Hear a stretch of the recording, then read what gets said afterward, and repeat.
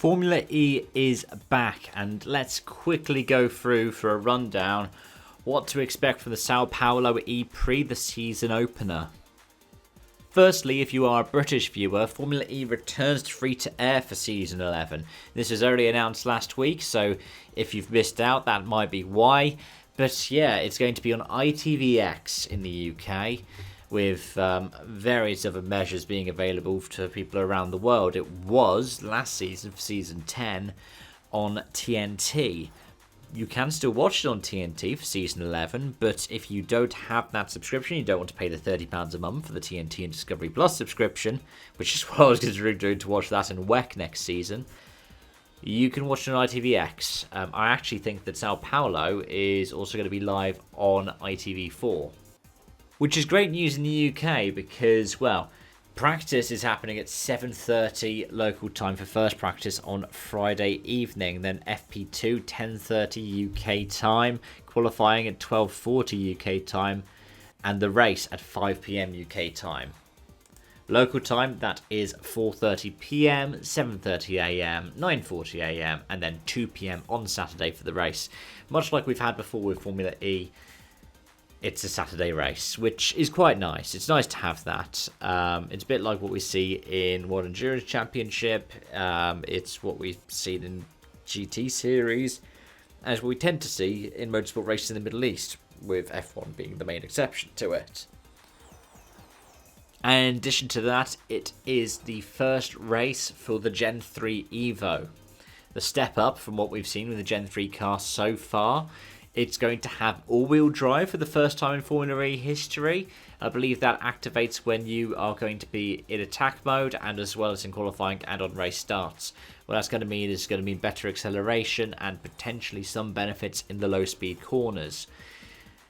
In addition to that, some changes also include changes to the tyre compound for this season. There are some small bodywork redesigns as well. Formula E believe that this car will hit 200 miles per hour, and given the length of the straight at Sao Paulo, which is broken up by a chicane, we could full well see that happen. But yeah, apparently the regen capacity is up to 600 kilowatts, and the electric motor will have over 90% efficiency. It'll be great to see all of this happening. I think that in theory it's a net zero race car, which it's just showing the Formula E is still finding ways to innovate. I believe we've also got fast charging coming in this season, which is also going to be great to see. But yeah, massive launch speeds. I think the 0 to 100k is 1.8, 1.9 seconds. So in theory, and I would be surprised if we didn't see this around enough, faster than an F1 car in terms of launch speeds. And if we turn the clocks back 12 months, it was Sam Bird who ended up taking the win at the Sao Paulo EP from Mitch Evans, with Oliver Rowland in third. Eventual champion Pascal Wehrlein qualified on pole, but he finished in fourth place. Now, there are some changes for the grid for 2025. Well, I say 2025 for season 11, because we have seen various moves up and down the grid, which I'll just get into very briefly. Firstly, we have two new teams. Apt's been taken over by Lola and Yamaha. In addition to that, what was ERT and before that was Neo has now become Kiro Race Co. It's American owned, and they're going to be running, I believe, year-old Porsche chassis. In terms of driver changes, Van Dorn and Gunter have swapped seats. So Van Dorn is now with Maserati and Gunter is now at Penske. Jake Hughes is also going to be joining Maserati, having taken over from Johan de Ruvela. And Taylor Barnard has stepped up to McLaren for a full-time drive. That means that your McLaren lineup for this year is Taylor Barnard and Sam Bird. At the same time, we are going to have Nato having moved across to Nissan to replace Sasha Fenestraz.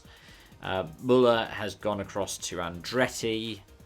And then Zane Maloney has decided to step up to Formula E. The F2 driver will be alongside Lucas Di Grassi at the new Apt outfit.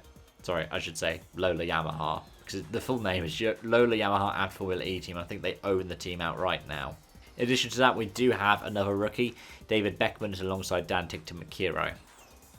And in terms of things to watch out for this race, according to the BBC and I believe Google as well, there's a high chance of rain. I think there's storms through Monday and Tuesday and a storm on Sunday, though temperatures are showing, say, a high of around 30 degrees and a low of 21 degrees. So it'll be humid, potentially, but it should cause some kinds of drama as well. That all-wheel drive will be even more important when it comes to grip in these low grip conditions. But as always, let me know your thoughts in the comment section down below. Thank you so much for watching. I hope to have a review out on Saturday for the ePrix once all is said and done. Thanks as always, and until next time, it's bye-bye for now.